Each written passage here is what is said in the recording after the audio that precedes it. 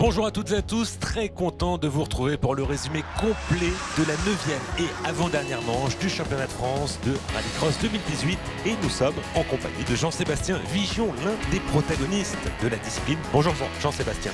Bonjour Vincent, bonjour à tous. Bon, week-end pluvieux, week-end heureux, pas forcément pour tout le monde, il y avait beaucoup de voitures en Normandie, 79 voitures au départ et une première journée absolument apocalyptique sur cette piste de l'essai. On voit des conditions très compliquées lors du premier jour. Et on va découvrir le calendrier, une saison qui a débuté dans le nord, à Abbeville dans la Somme, c'était un rendez-vous inédit. Il y a eu ensuite Essey dans l'Orne, Châteauroux dans l'Inde, Fanéras en Gironde, Lavarée dans la Sarthe, Pont de Rouen en Indre-et-Loire, Carlabo dans les Côtes d'Armor, Mayenne. L'essai, donc l'avant-dernière manche, d'une saison qui se conclura à Dreux le 21 octobre prochain. On voit la piste, 906 mètres de long, et on va la découvrir en compagnie de Grégory Pain à bord de sa Peugeot 207 Rallycross WRX.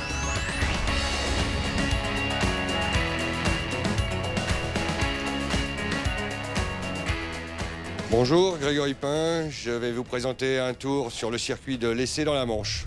Donc là aujourd'hui nous sommes sur un circuit très gras suite à un déluge. Donc nous partons sur une longue ligne droite qui va s'enchaîner très rapidement avec une partie terre, donc très délicat comme circuit, à l'issue duquel un premier virage tout en délicatesse, même si les conditions s'améliorent, puis suivi d'une descente très rapide où on est obligé de se battre avec l'auto pour prendre de la vitesse et malgré tout la calmer pour un virage très serré qui ensuite repart tout de suite sur de la terre tout en délicatesse. Il faut le faire vraiment fin parce que derrière on enchaîne sur un gauche très serré qui peut nous permettre de prendre l'entrée du joker si on veut, donc vraiment très, très serré et à l'arrêt. Suivi d'un droite qui va précéder le jump.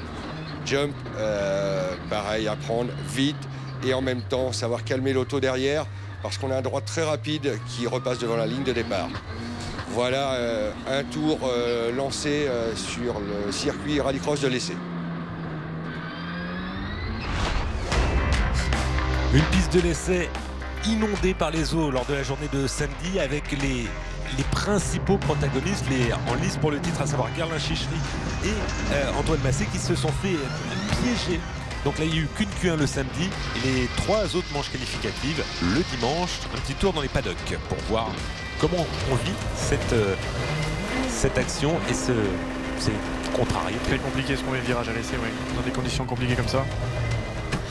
Voilà, Garlin qui tape en première manche. Les conditions dantesques comme ça, on prend même pas de plaisir dans la voiture, honnêtement. C'est rester dans la trage et essayer de rester sur la piste pour survivre. Heureusement pour moi, j'ai foiré mon départ.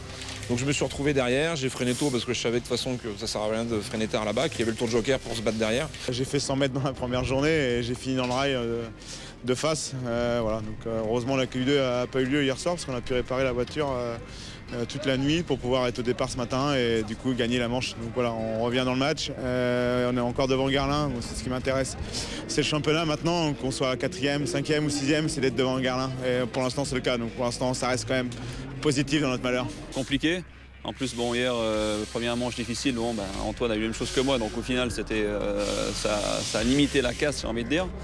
Maintenant, on fait 1 et 2 sur la deuxième manche, donc on se quitte pas, de toute façon. Mais c'était prévu que jusqu'à la fin, ça va être tendu. Sauf que clairement, maintenant, il a une vraie grosse longueur d'avance, donc maintenant, je suis obligé de prendre un petit peu des risques. C'est ce que je vais faire, donc on va voir.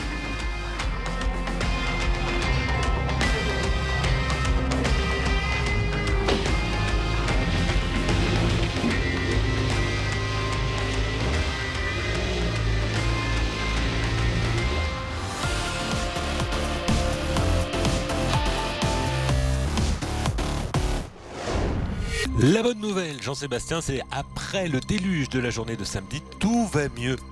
Dimanche, le soleil est même revenu et les principaux protagonistes pour le titre ont passé le cap des qualifications. Ils ont été dans les 16 premiers et ils vont être dans la même demi-finale. On voit ici, on a vu Garlin Chichery et Antoine Massé sur la première ligne avec un certain David Olivier et sa Mégane à leur côté. En deuxième ligne, on retrouvera David Mélier. Excellent ce week-end avec la DS3.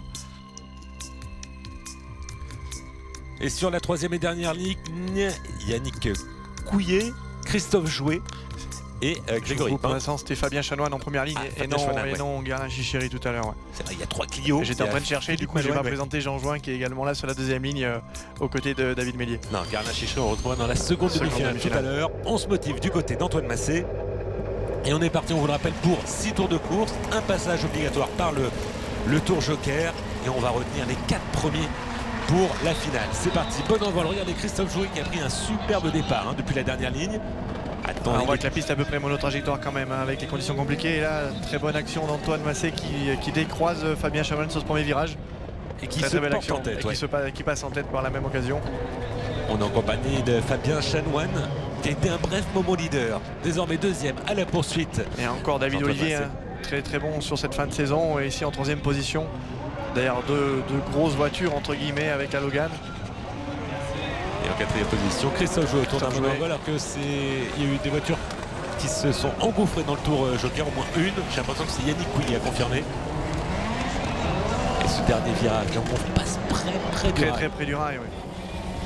Ah, Mais on on voit que c'est vraiment monotrajectoire. Malgré tout, les conditions de la veille ont fait que. Alors, à quoi on voit ça, Jean-Sébastien, notre trajectoire? Oui, la terre est plus Damée. voilà, damée sur la trajectoire, alors que sur les parties extérieures, ça fait un peu de la poudreuse. Ce qui fait que dès qu'on s'écarte de cette trajectoire, ça devient très, très difficile. Donc ça veut dire quoi? Ça veut dire que pour dépasser, C'est très compliqué. faut Ouais, y c'est très croire. compliqué. Après, bon, Antoine nous a prouvé au départ qu'en faisant une belle action, c'était possible. Mais il faut y croire. Christophe Jouet dans le tour joker, on le voit à droite au fond de votre écran. Et donc c'est Juin qui passe à la 4e position.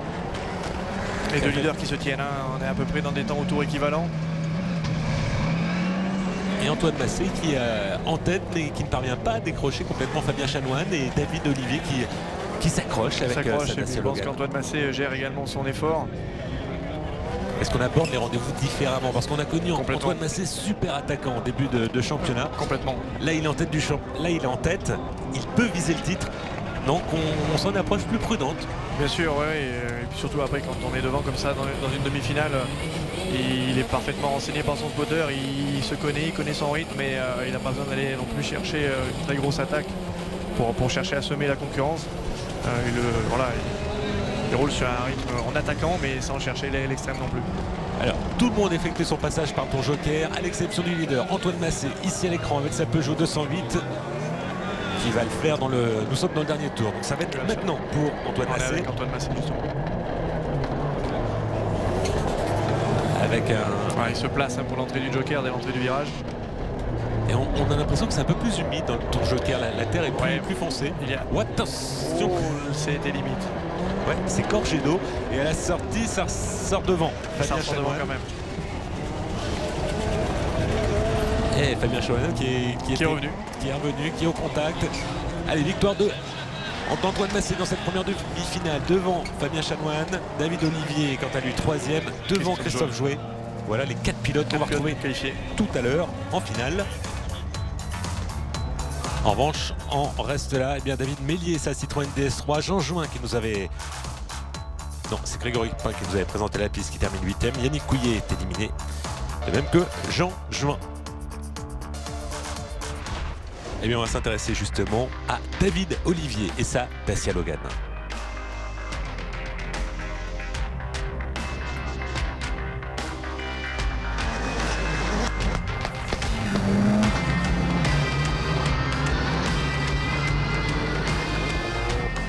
La Logan, c'est une voiture qu'on a construite nous-mêmes dans les ateliers de chez Olimeca, l'entreprise que je tiens avec mon frère. Et du coup, c'est vrai qu'on a beaucoup de fierté de réussir à obtenir des résultats comme on a eu sur les précédentes courses avec notre voiture qu'on fait dans nos petits ateliers vendéens. C'est une belle fierté. Ouais.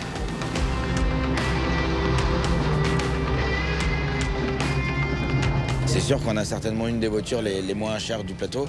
Et bon, quand on compare avec les voitures qui viennent effectivement du mondial, on est sur une autre planète. Mais au final, les résultats sont pas si loin que ça. Donc c'est toujours agréable. On est content de réussir à faire des résultats avec notre petit budget, c'est super. Et c'est clairement une saison exceptionnelle. En début de saison, les objectifs qu'on s'était fixés, c'était d'essayer de se qualifier en demi-finale avec on va dire avec le plateau qu'il y avait. Et puis au fur et à mesure de la saison, on s'est aperçu qu'en fait, même les finales, c'était possible de les faire. Donc on en profite. Et puis bon, on n'a pas de pression puisqu'on n'a aucun objectif au niveau du championnat. On est là juste pour prendre du plaisir et pour essayer de faire des bons coups course après course. Donc pas de pression et déjà ça c'est important déjà.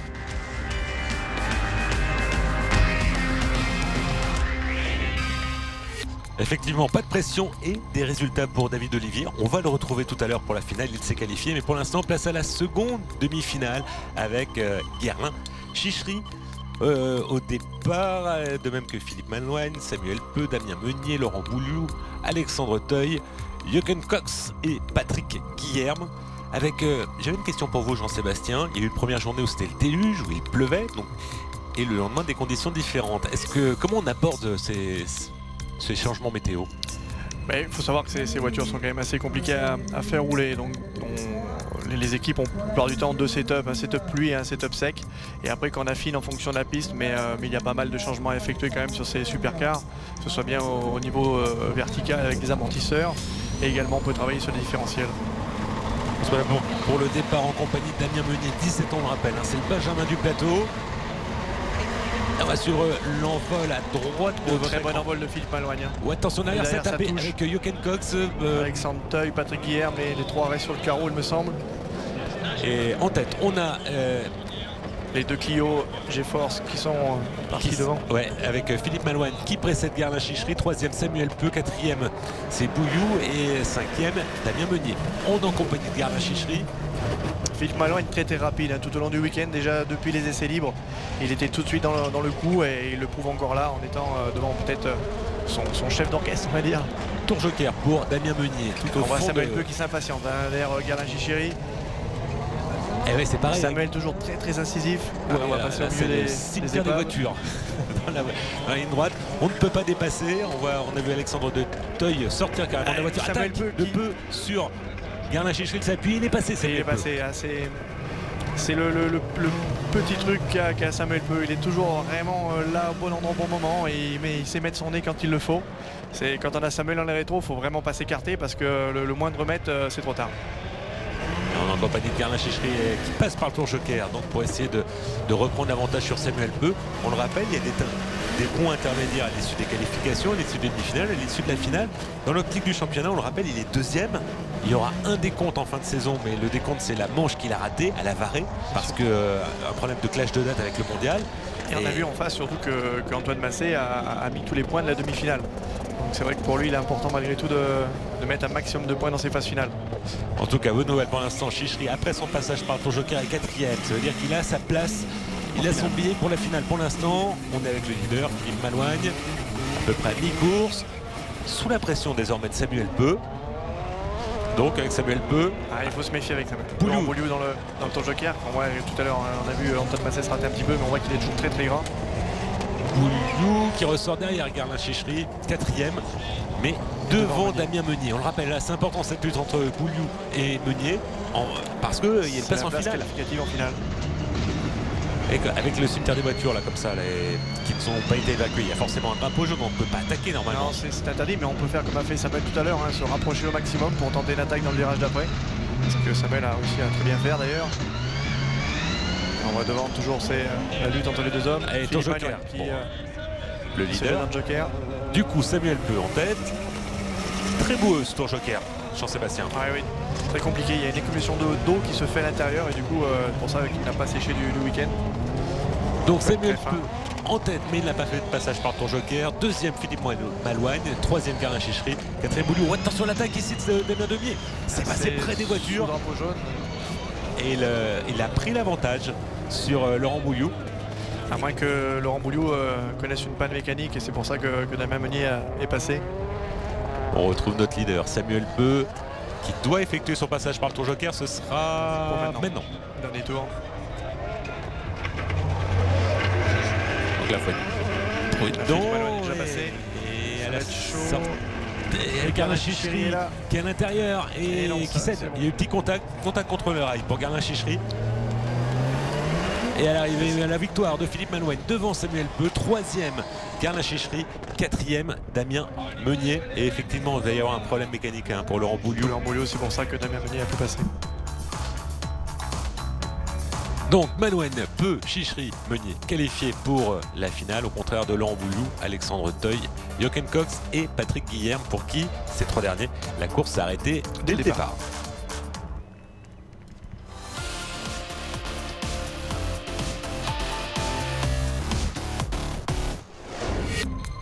Et on va passer maintenant à la catégorie Super 1600 avec les demi-finales. Alors là, bon, c'est un peu, il y avait 8 voitures engagées. Comme il y a 8 places en finale, il faut aller au bout et normalement on gagne son billet. La place est assurée. Un tout petit plateau sur cette épreuve de l'essai pour la catégorie Super 1600. Et on rappelle les performances de ces voitures. Elles sont animées par un moteur atmosphérique de 1600 cm3, le poids 950 kg, pilote à bord, les roues avant sont motrices. Et partent en sec, on passe de 0 à 100 km/h en moins de 5 secondes. Et une particularité, eh bien, il y a... On va surveiller David Moulin.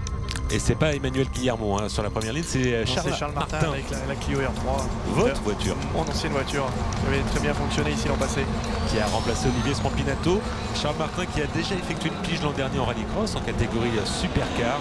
C'est un ancien pilote officiel Peugeot, il avait remporté un volant.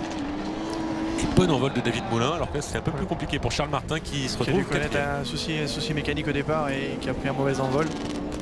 On trouve Grégory Foss en deuxième position. Emmanuel Guillermo en troisième et Charles Martin quatrième. Justement, là, vous parlez de la catégorie Super 1600 avec cette Clio R3 qui elle est en 2 litres de cylindrée. C'est la particularité de ce championnat de France où on autorise une voiture de la catégorie R3, donc en 2 litres, à concourir au milieu des Super 1600. C'est une voiture vraiment de rallye où on modifie que quelques éléments pour accéder à la discipline.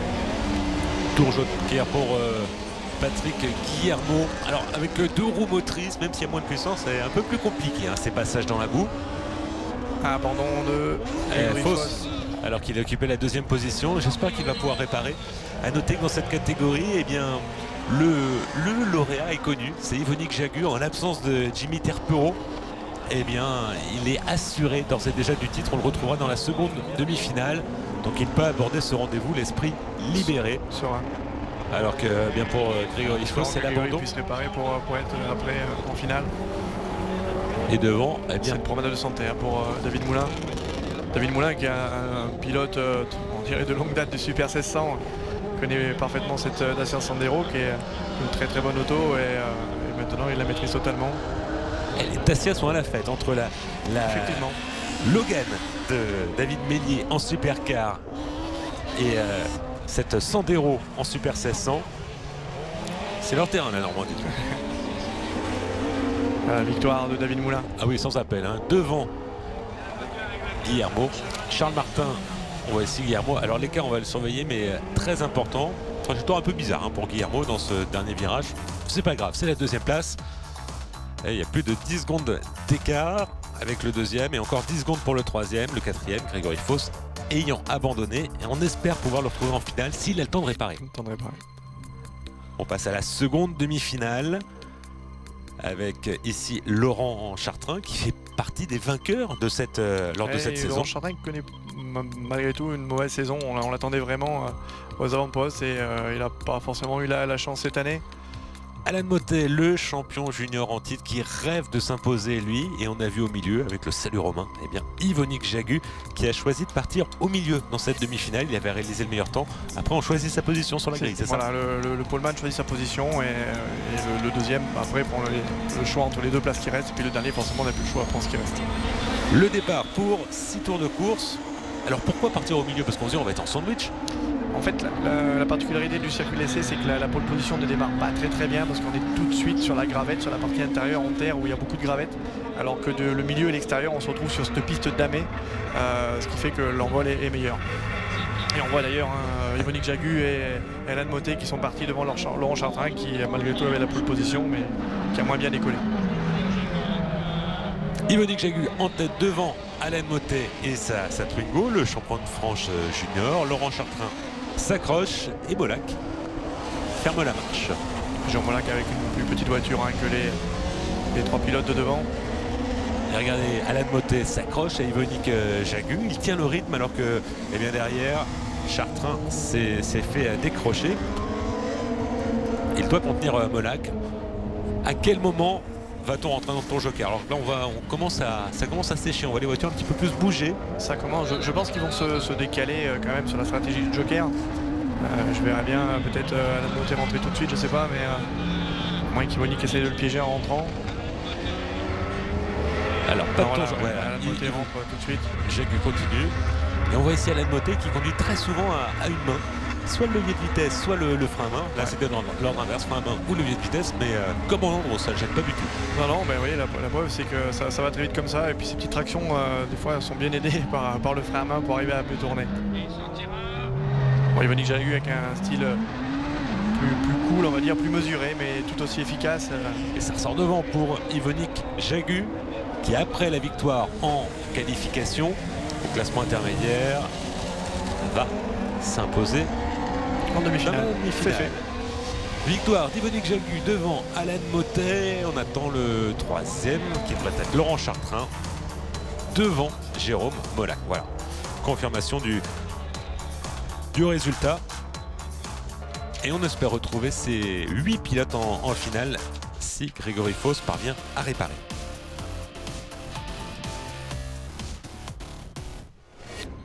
On s'intéresse maintenant à la division 4. La division 4, une spécialité française. On reste avec des 2 roues motrices, cette fois-ci avec un moteur non plus de 1600 cm3 atmosphérique, mais 2 litres atmosphériques sur la base de une réglementation un peu spécifique française.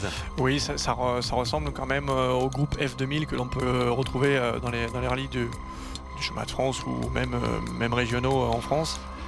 Mais après avec quelques accessoires en plus pour les véhicules du rallycross.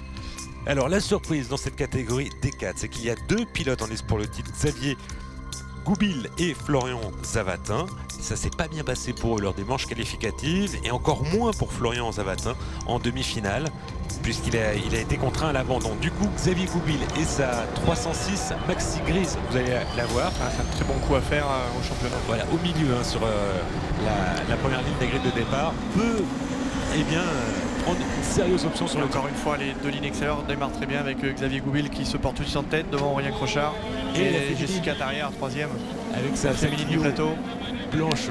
Il y a des bandes roses pour la repérer. Le numéro 408. Aurélien Crochard toujours très performant quand les conditions de motricité sont compliquées. Comme ça, il est toujours très à l'aise. On le voit depuis l'an passé. Et regardez Jessica Tarrière qui ne lâche pas. Elle est là, en 3e position, dans le pare-choc d'Aurélien Crochard. Et Crochard qui se fait de menaçant sur Xavier Goupil. Quand on joue un titre, on a l'impression qu'on se retrouve en tête. On l'a vu, on a l'impression qu'on est un peu plus tendu, un peu plus mesuré. On l'a vu avec Antoine Massé, on l'a vu avec Xavier Goupil qu'on a senti plus véhément. Ouais, c'est un petit peu normal. On ne veut pas faire la faute, donc on attaque peut-être un petit peu moins. Et du coup, on peut être placé sous les attaques de ses adversaires. Eh oui, sous la menace, et voilà, on sent. On voit Aurélien Crochard qui est là, très fair-play derrière, mais qui lui montre qu'il est là. Oui, pas besoin de rétroviseur, là on le sent. Non, voilà. Juste un petit coup de klaxon. Oui, il tape au pare-choc. Et regardez, avec Xavier Goupil il se débarrasse du... Et pour Jessica Tarrière, j'ai l'impression qu'il a emboîté le pas dans le tour joker. Exactement. Alors ça va ressortir en tête Crochard devant Goupil et Jessica Tarrière qui conserve sa 3e position après le passage par le tour joker. Elle a déjà eu un podium, c'est à Châteauroux cette saison il me semble. Et là on le voit, un 2 roues motrices, on attend, ça se fait embarquer à l'extérieur dans ce virage. L'accélération, beaucoup de ce virage pour les petites 2 roues. Aurélien Crochard Xavier Goupil qui revient, qui a même réussi à creuser un petit écart sur Jessica, donc je suppose qu'il est en train de revenir un petit peu sur Aurélien Crochard. Ouais. On va voir avec le passage du joker. Et voilà Jessica Tarrière à l'écran. Voilà Aurélien Crochard, le leader qui rentre dans le tour joker. On va surveiller la sortie. Il est prudent, regardez Crochard. Et ça va sortir avec devant Jessica la 2e place. Non, c'est bon pour la 2e place. C'est une affaire de génération de Clio pour la 2e place. La dernière génération, ou l'avant-dernière, est devant l'ancienne. Et à l'arrivée, la victoire de Xavier Goupil. Un très très bon coup au championnat. Devant Aurélien Crochard et Jessica Tarrière, à nouveau sur le podium cette saison. Pour compléter le podium, on a pour le classement, on a Anthony Modubi 4e, Geoffroy Blanchard 5e, Yvan Bédoué La Peugeot, sur Peugeot 207, 5e. Jérémy Nambec, 7e. Et Jean-François Blaise, 8e.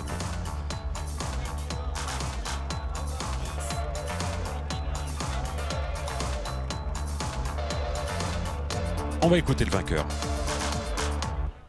Nouvelle victoire, c'était pas les moindres, avec un début quand même avec les temps difficiles.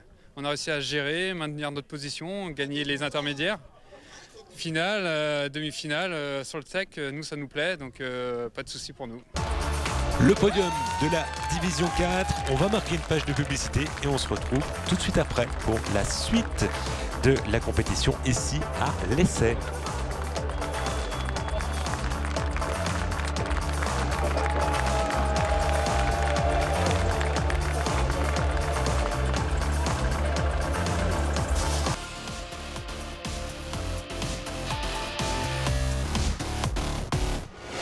Et nous sommes de retour à l'essai dans la Manche pour le résumé complet de la 9e et avant-dernière manche du championnat de France de Rallycross 2018. On passe tout de suite à la catégorie Division 3. Division 3. On rappelle le principe, ce sont des prototypes, 4 roues motrices, un moteur atmosphérique, développement en moyenne 450 chevaux. Et la lutte pour le titre oppose la Mini de Xavier Griffo, elle est toute jaune, À la Clio 4. de David Vincent. Toute jaune également, mais un jaune plus vif. Et on va retrouver également Grégory Le Garnevet, Franck Delaunay, Benoît Morel, Nicolas Boucle, Thierry Danvaux et Maxime Sordet dans cette finale qui se dispute au meilleur des 7 tours, un passage par le tour joker. Puis le principe vous le connaissez, à l'arrivée les 3 premiers montent sur le podium. Les 2 leaders du championnat qui sont côte-côte sur cette première ligne. Allez, c'est parti pour Avec un très bon l'envol. départ de Xavier Briffo. Et oui, qui avait l'avantage, c'est ce que vous disiez tout à l'heure, Jean-Sébastien, il ne faut pas être à l'intérieur. Non, et malgré l'était tout, David David Vincent. Vincent s'en est très bien sorti. Et on voit Benoît Morel qui se fait un peu tasser par Grégory Le Garnevet. Alors, Xavier Briffo, on décompte tous un résultat en championnat de France de rallycross, à l'exception des Springo qu'on verra tout à l'heure, où là on décompte 2 résultats. Pour les petits jeunes, on se doute qu'il y aura un peu plus de déchets, c'est normal. En revanche, bien Xavier Briffo, qui est en tête là, harcelé par David Vincent, va peut-être regretter en fin de championnat son absence pour cause de mariage. C'était même pas le sien, c'était celui d'un ami. En On tout voit cas, Xavier Briffo toujours devant David Vincent. C'est avec Grégory Le Garnevet. 3e. Les 4 hommes qui se tiennent. Et ça, j'ai l'impression que ça sèche. Hein. Benoît On peut Morel aller un qui peu plus à s'impatiente un peu l'extérieur. derrière. Oui, on voit qu'il peut se permettre d'aller faire les extérieurs. On est ici en compagnie de Benoît Morel justement. Et qui se place à l'intérieur. Et ça passe. Ça Ouais. pousse, Ça passe presque. La Ça accélération, a failli passer. ça a failli passer.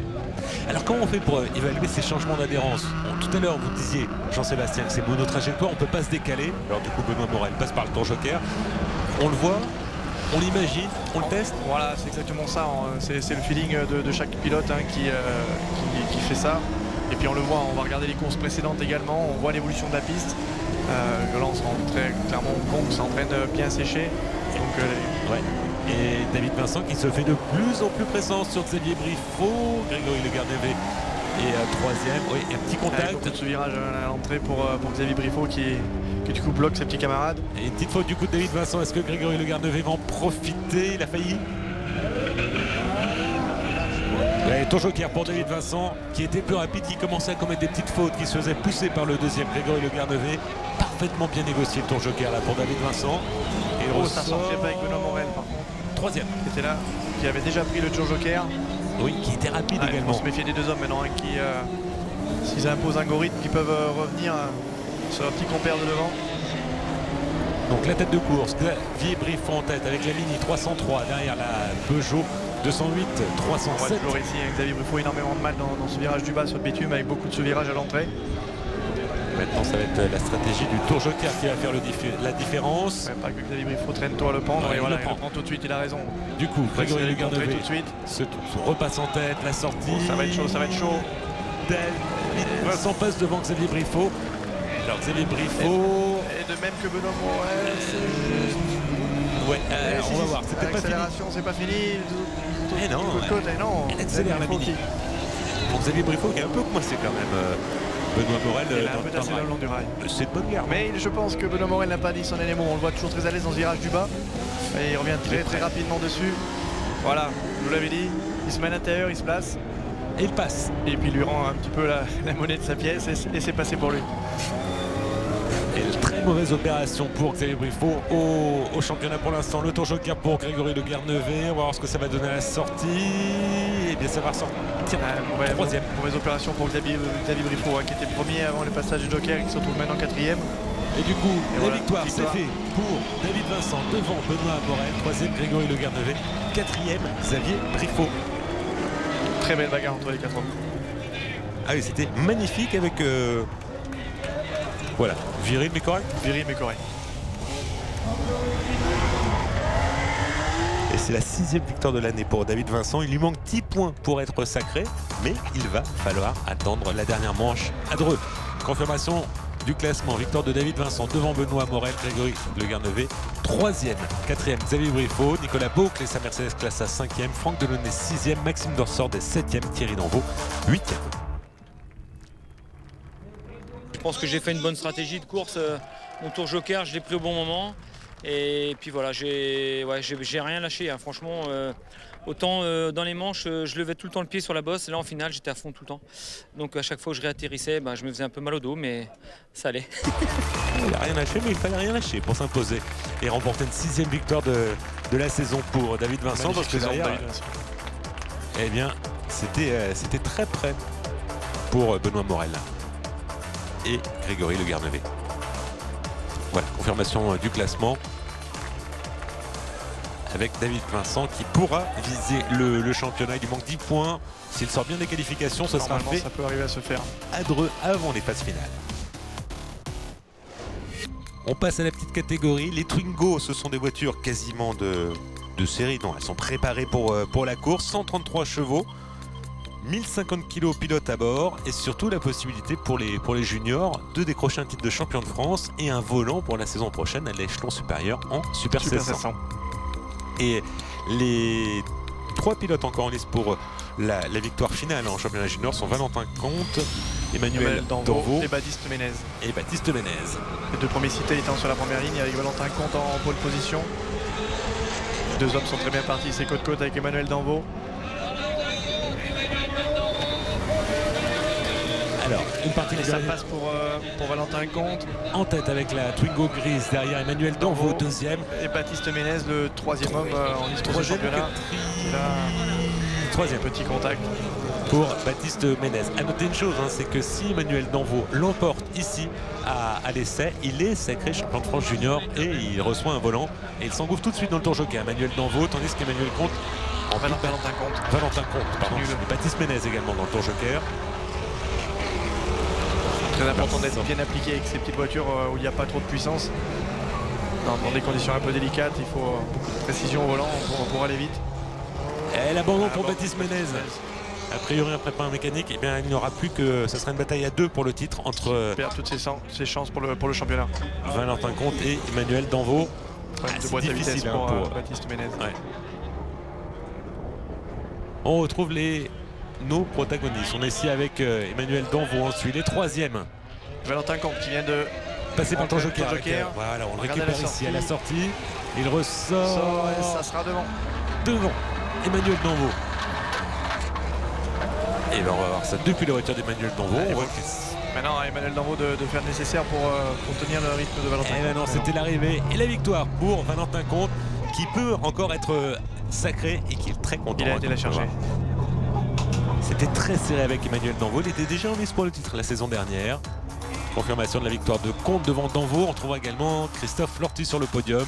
Mathieu Moreau 4e, Dylan Dufas 5e, Morgan Gourdan 6e, Baptiste Ménez 7e. Il a abandonné, même que Christopher Lermelin.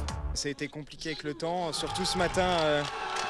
Une erreur en Q3 et j'ai su remédier ça directement en Q4. Et cet après-midi, des bons départs m'ont fait sortir devant et remporter cette magnifique finale. Le dénouement de la catégorie Twingo, ce sera lors de la dernière épreuve, la manche de Dreux, en région parisienne, en grande région parisienne, le 21 octobre prochain. Tout à jouer entre Emmanuel Danvaux et Valentin Comte.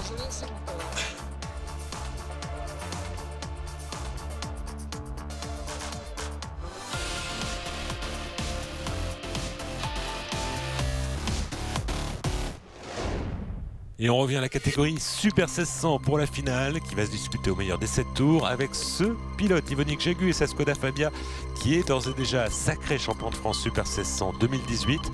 Attention à Alan Mottet qui rêve d'accrocher une victoire, on le voit, on le sent très motivé.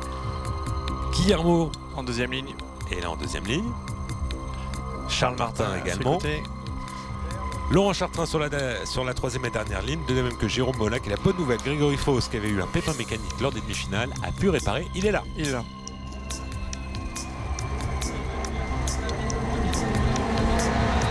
Drapeau vert. Qui a choisi le milieu encore une fois, hein, comme tout à l'heure, en demi-finale.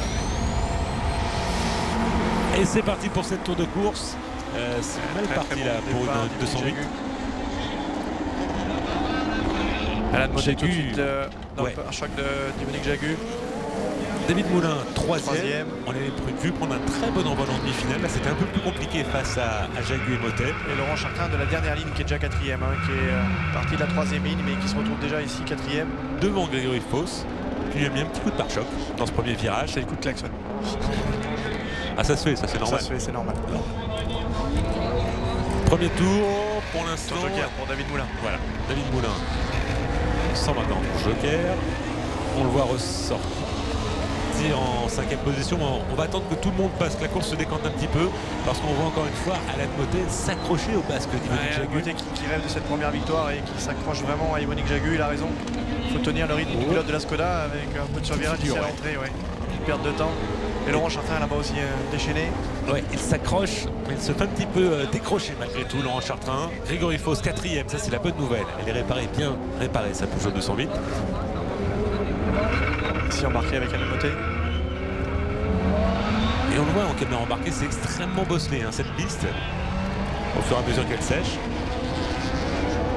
Alan Mottet qui ne lâche pas, il est vraiment collé à Yvonique Jagu, c'est très bien ce que réalise le pilote de la Twingo.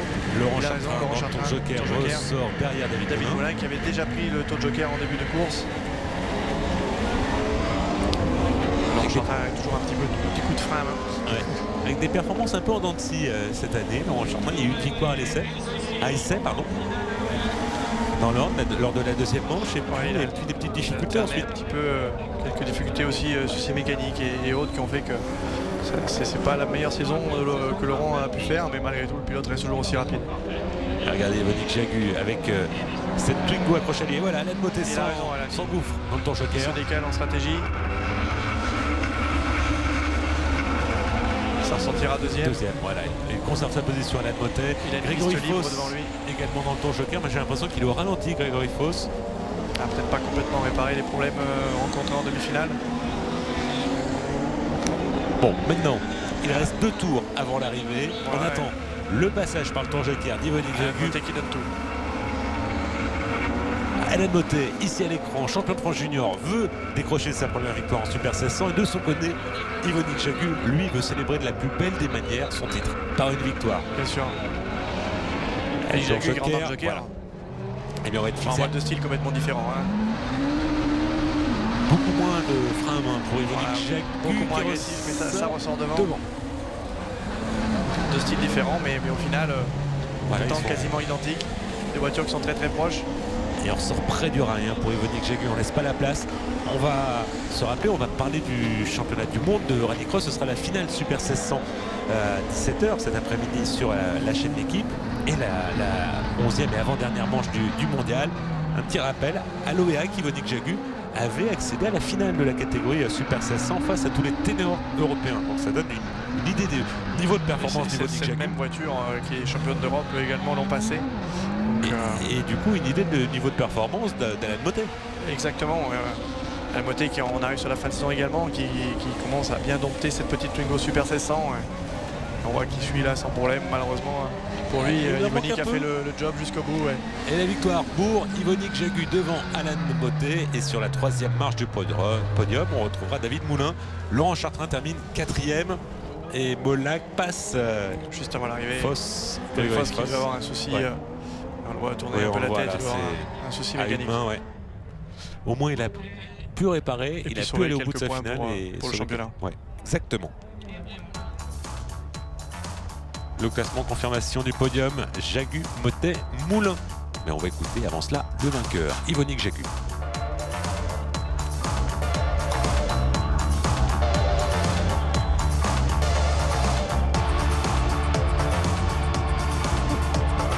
le champion.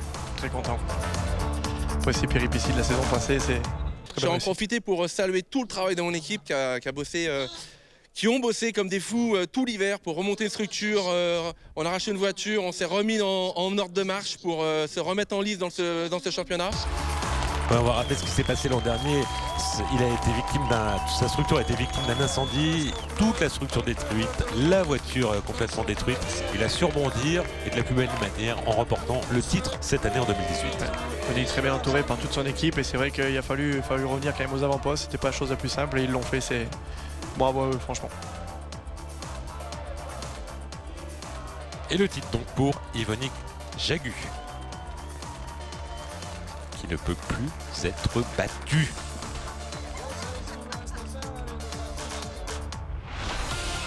On va passer à la catégorie supercar et on va s'intéresser au spotter.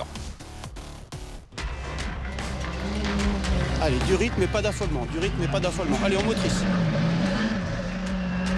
Reste bien à l'intérieur, hein. On tracte en motrice. Ça va ressortir sans problème. Allez. 2 secondes 2 derrière, 2 secondes 2. Joker.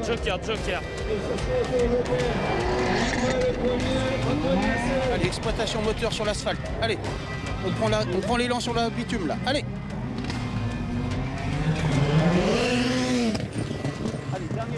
C'est les yeux autour du circuit, les yeux de ce qui se passe derrière que nous on n'a pas. Surtout, il me donne une vision globale de la course, c'est-à-dire qu'il me donne les écarts avec les autres, ce qu'il y a derrière, surtout. Et puis surtout, la mission numéro 1, c'est de prendre le joker déjà au bon moment, mais surtout, voilà, moi j'aime bien savoir exactement où sont les autres, au départ si je suis devant ou pas, savoir si je peux changer ma ligne ou quoi. Enfin voilà, c'est beaucoup de petits détails durant la course qui permettent d'être vraiment toujours serein et jamais regarder dans les rétros, ça c'est agréable. Il aime bien qu'on lui parle et avoir un maximum d'infos, savoir où il en est exactement, tour après tour. Lui donner le joker évidemment et puis lui donner un maximum d'infos sur ce qui se passe, sur le rythme de la course, sur ce qui se passe un petit peu derrière, sur l'état du grip, sur les trajectoires, voilà, c'est vraiment un ensemble. Très bon, tu sors devant facile. Allez, c'est bien David, allez, continue comme ça, mets du rythme. Pour l'avoir fait une année spotter à l'époque de Cyril Raymond, je me souviens de cette pression qui était plus forte que la pression que moi j'ai même avant le départ dans la voiture. Je pense qu'il a plus de stress sur le bord de la piste que moi dans la voiture. Faut booster le pilote, faut le motiver, qu'il reste vraiment dans le rythme, dans la course et la concentration. Et surtout d'aller au bout et pas faire d'erreur. Alors Samuel l'utilise pas, je pousse pour qu'il en utilise un, j'ai même voulu lui prêter un kit s'il avait besoin. Ah, c'est au feeling ça, j'ai toujours roulé sans et peut-être que ça m'a fait défaut sur certaines pistes. Comme Antoine, on a pu déjà en parler ensemble et il m'a dit l'Avarie, je pense que si tu avais le spotter, je pense que tu l'as gagné. Mais après, je pars toujours du principe que j'en veux à personne s'il n'y aura pas de bêtises de dites et je fais ma course comme j'ai envie de la faire. Allez, là on prend le joker, hein. Dernier tour, joker. Ouais, très sympa ces rapports entre un spotter et son pilote. Pour vous, comment ça se passe? Qui est votre spotter et quelles informations vous lui demandez, Jean-Sébastien? Nous, ça reste en famille puisque c'est mon père qui me spot. Voilà, moi, comme quand je roule en rallye, je demande très peu d'informations, si ce n'est vraiment le joker. J'ai pas besoin qu'on me parle pour me raconter le menu du midi et tout ça. Donc je reste vraiment à des choses basiques. Et certains pilotes comme Antoine ont besoin de beaucoup d'informations. Et au contraire, Samuel Peu qui n'a pas du tout d'informations puisqu'il n'a pas de spotter. Mais c'est vraiment un job à part entière, le métier de spotter, c'est vrai. Et quand c'est la famille, est-ce qu'il n'y a pas une pression supplémentaire de la part du spotter en lui-même et peut-être des réactions autres que si c'était quelqu'un d'extérieur? Si, forcément, je le vois et je le comprends aussi. Bon, c'est des fois aussi un peu tendu hein, parce qu'on est un peu sans chaud tous les deux, mais bon, voilà, c'est une super relation et puis le faire avec son père, c'est plutôt sympa. La finale du Supercar avec sur la première ligne Antoine Massé. Il y aura également Philippe Malouin qui a remporté cette demi-finale. Samuel Peu sur la deuxième. Attention à Philippe Malouin, très rapide ce week-end. Kierna Chichery, Fabien Chanoine, Christophe Jouet, David Mélier, Damien Meunier au départ. Une course certainement décisive au départ. Oui, qui est parti complètement au travers. Au départ. Et Philippe Malouin a encore le très bon envol. Antoine Massé qui vient se mettre tout de suite derrière et Samuel qui insiste à l'extérieur. Et Fabien Chanoine qui s'est mis à Samuel qui insiste vraiment. Il va jusqu'au bout de l'effort. Antoine Massé, deuxième, le leader du championnat, devant Fabien Chanoine qui se fait un peu bousculer par... On a vu le départ manqué également de Guerlain Chichiri. Hein. Alors, je sais pas comment il a pu faire ça, là, Fabien Chanoine, mais sa Clio, il y a toute la partie avant qui a explosé. Il y a eu un contact au freinage sur le virage du bas. Samuel Peu dans le tour joker, suivi par David Olivier. On le suit en caméra embarquée. Et Guerlain Chichiri également a raté son départ. Il était sur la deuxième ligne, il est très très loin. Attention à Guerlain Chichiri qui lui pour le coup est très très bien spoté par l'ancien champion de France de rallycross Firmin Cadenu. Donc si le pilote est rapide, le spotter. Sur cette piste ici, il y a 2 ans. C'est ça. Au terme d'une course de folie face à Fabien Chanoine. On va voir la stratégie adoptée, mais je suppose que ça peut revenir de loin. Christophe Jouet pour l'instant 4e, 3e Fabien Chanoine et en tête on voit ici, eh bien c'est non pas Antoine Massé, lui est 2e, mais c'est Philippe Malouagne. Philippe Malouagne très très appliqué avec un style qui lui est propre, jamais trop de dérive, juste il fait vraiment le job juste ce qu'il faut et ça fonctionne sur cette piste très glissante. Et la bonne nouvelle pour Fabien Chanoine 3e, c'est que même si cette Clio est pas belle, hein, on peut le dire. On peut le dire. Elle est recarrossée, mais elle fonctionne, elle n'est pas en panne. C'est que des éléments de carrosserie. Et regardez, Guerlain Chichiri a remonté, il est 4e désormais. Il est déjà là. Certainement qu'il a dû bénéficier du passage de ses concurrents par le tour joker. Donc un des 3 hommes devant a pris le joker, il est déjà revenu 4e. On va voir maintenant la stratégie adoptée. Et surtout, il se rapproche. Philippe Malouagne en tête. Il ne parvient pas à décrocher Damien Meunier qui vient d'entrer dans le joker. Jeune pilote de 17 ans. Ça revient à regarder Guerlain Chichiri qui a une trajectoire complètement différente par rapport à Fabien Chanoine dans ce dernier virage. Il cherche à garder le grip à l'intérieur du virage à la sortie pour bien motricer. En du pilote de la première Clio qui s'écarte. Ce sont les mêmes voitures. Je ne sais pas si elle n'a pas été déréglée par le choc, la voiture de Fabien Chanoine. C'est possible également. Il a du mal à tourner. Ce virage ici, le choc n'a pas dû aider.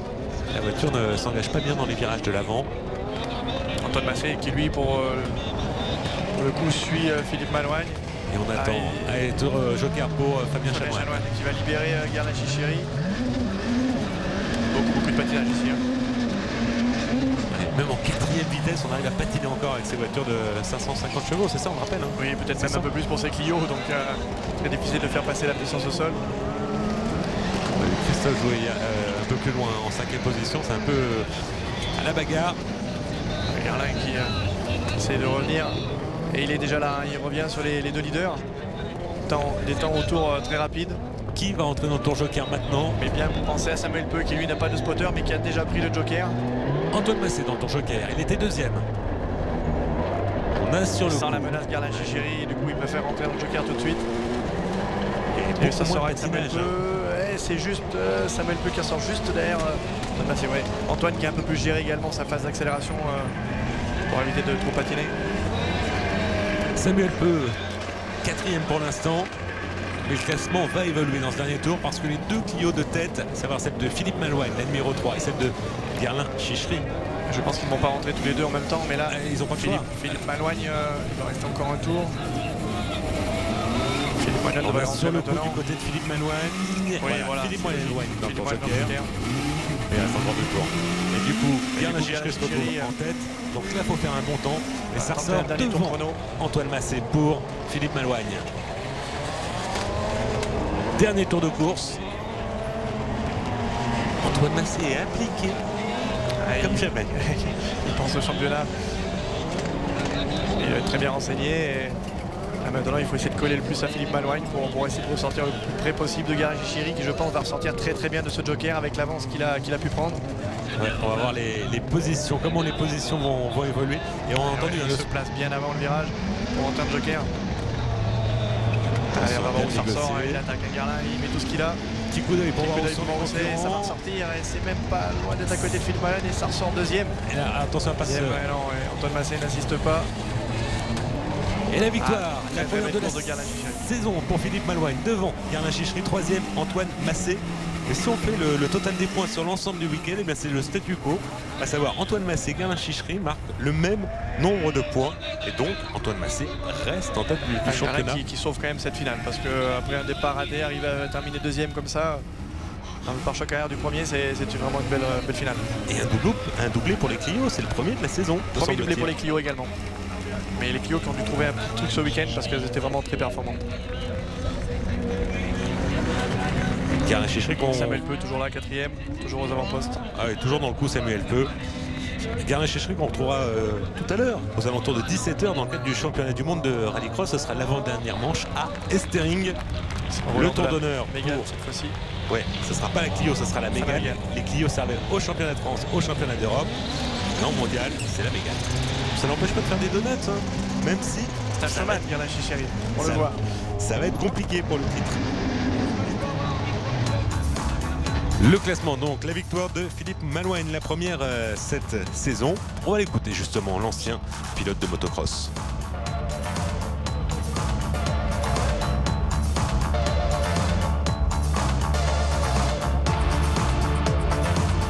Philippe Malouine, au centre de l'écran.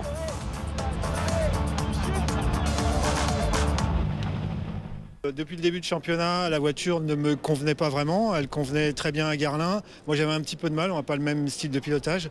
Donc, arrivé à la fin de l'épreuve précédente de Mayenne, j'ai dit à Stéphane Auré, à mon ingénieur, j'ai dit, écoute, moi, la voiture ne me convient pas. Donc, il faut qu'on essaie des trucs. J'ai plus rien à perdre au championnat. Donc, j'aimerais bien qu'on essaye des choses dans cette direction-là. Et c'est ce qu'ils ont fait. Et ça s'avère fonctionner, on va dire. Donc, j'étais agréablement surpris aux essais libres. Le podium avec Philippe Malouine sur la plus haute marche. Voilà, la moto, l'auto. Il a été ancien pilote de motocross.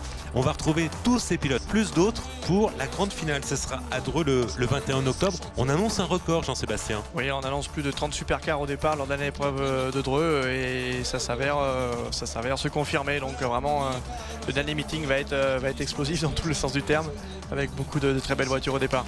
Plus de 30 voitures, dont la vôtre, dont votre DS3. Oui, on va faire l'effort. On sera au départ de cette dernière épreuve, bien sûr, pour essayer de préparer 2019 au mieux.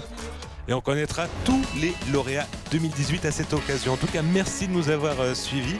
On se retrouve déjà cet après-midi à 17h pour le championnat du monde en Allemagne et dans quelques semaines pour le résumé de Dreux, une épreuve qui va se disputer le 21 octobre. Merci de nous avoir suivis. Merci Jean-Sébastien. Merci à vous et rendez-vous tout à l'heure pour le rallycross en championnat du monde en Allemagne.